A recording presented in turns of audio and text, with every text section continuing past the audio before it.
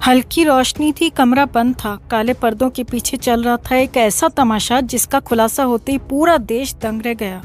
अब जब बवाल मच चुका है तो सफाई देने के नाटक हो रहे हैं, आंसू बहाए जा रहे हैं। लेकिन सवाल यह है कि जब इन्हें रोका गया, टोका गया, तब इन्हें अपनी जिम्मेदारी का एहसास क्यों नहीं हुआ? क्या अब इनकी माफी स्वीकार कर लेनी चाहिए? आप इस वीडियो को अंत तक देखिए, क्योंकि जो खुलासे हम करने जा रहे हैं वो आपको झकझोर कर रख देंगे। लेकिन उससे पहले हमारे चैनल से जुड़ जाइए, इस वीडियो को लाइक कर दीजिए और ज़्यादा से ज़्यादा लोगों तक शेयर कर दीजिए, क्योंकि ये सिर्फ एक शो का मुद्दा नहीं बल्कि समाज की मानसिकता को दर्शाने वाला एक विकृत सच है। तो बात शुरू होती है इंडिया गॉट टैलेंट के एक हालिया एपिसोड से, जहां मंच पर ऐसा कुछ हुआ जिसने दर्शकों को भी असहज कर दिया। जब ये सब हो रहा था तब शो के जज मजे ले रहे थे, तालियां बजा रहे थे, मुस्कुरा रहे थे।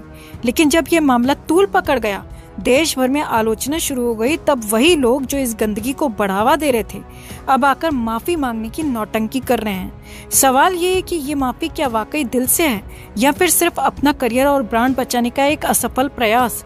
अब जरा ठहरिए और सोचिए, जब स्टेज पर बेहूदगी परोसी जा रही थी तब ये सब एंटरटेनमेंट था, लेकिन जब जनता ने इनकी क्लास लगाई तो ये घबरा गए। रणवीर अब रो रो कर माफी मांग रहा है, लेकिन तब क्यों नहीं रुका जब उसे रोकने की कोशिश की गई? क्या ऐसी माफी को स्वीकार किया जाना चाहिए? कमेंट सेक्शन में आप जरूर बताएं। और ये कोई पहली बार नहीं हुआ, पहले भी इस शो में विकलांग बच्चों का मजाक उड़ाया गया था।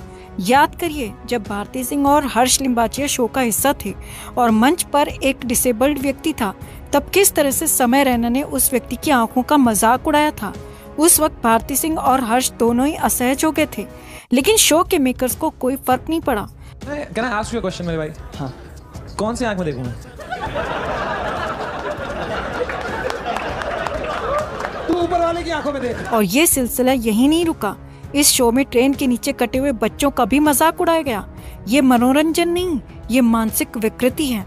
अब सोचिए, अगर यही मजाक आपके परिवार के किसी सदस्य के साथ होता तो क्या आप इसे माफ कर देते?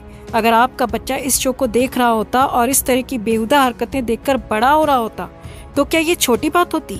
कुछ लोग ये तर्क दे रहे हैं कि देश में और भी बड़े मुद्दे हैं, बेरोजगारी है, महंगाई है, घोटाले हैं, तो फिर इस मुद्दे पर इतना हंगामा क्यों? लेकिन सोचिए, क्या इन मुद्दों के रहते हुए समाज में फैल रही इस गंदगी को नजरअंदाज कर सकते हैं? क्या सिर्फ इसीलिए कि देश में और समस्याएं हैं हम ये मान लें कि हमारे बच्चों के सामने बेहूदगी परोसी जाए और हम चुपचाप देखते रहें? यहाँ सवाल सिर्फ एक शो का नहीं बल्कि पूरी मनोरंजन इंडस्ट्री की सोच का है। बार बार टीवी और ओटीटी प्लेटफॉर्म्स पर अश्लीलता, बेहूदगी और इनसेंसिटिविटी को परोसा जा रहा है, और जब जनता इसका विरोध करती है तो ये लोग माफी की ढाल लेकर सामने आ जाते हैं। लेकिन सवाल यह है कि ये माफी किस हद तक जायज है? क्या सिर्फ कैमरे के सामने रो देने से इनकी गलतियां माफ हो जाएंगी? अब बात सिर्फ रणवीर की नहीं बल्कि पूरे शो की है। इस शो के जज, प्रोड्यूसर और मेकर सभी इस गंदगी के बराबर जिम्मेदार हैं। अब जब इनका पैसा, इनका ब्रांड खतरे में पड़ गया तो ये डैमेज कंट्रोल कर रहे हैं, लेकिन हम जनता कब तक इनकी नौटंकियों को बर्दाश्त करते रहेंगे? अब आप ही बताइए, क्या ऐसी हरकतें बर्दाश्त की जानी चाहिए? क्या सिर्फ माफी मांगने से ये अपराध माफ हो जाते हैं? क्या ऐसी बेहूदगी को एंटरटेनमेंट के नाम पर स्वीकार कर लिया जाना चाहिए? अपने विचार हमें कमेंट में जरूर बताएं और इस वीडियो को ज्यादा से ज्यादा शेयर कीजिए, ताकि ऐसे मामलों पर सही कार्रवाई हो सके और ऐसी गंदगी को हमेशा के लिए बंद किया जा सके।